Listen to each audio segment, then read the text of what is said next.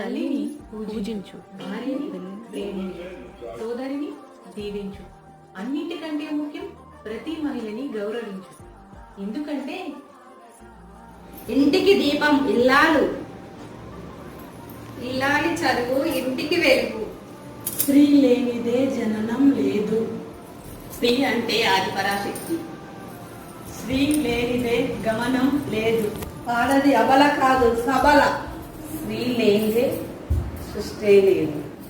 ఆడది అమ్మల అక్కల ఆలిల ఆది పరాశక్తిలా ఉంటుంది. ప్రతి మొగాడు విజయం వెనుక ఒక ఆడది ఉంటుంది. స్త్రీ పురుషులు ఇద్దరు సమానమే. మానవ జాతి మనుగడకు ప్రాణం పోసింది మగువ.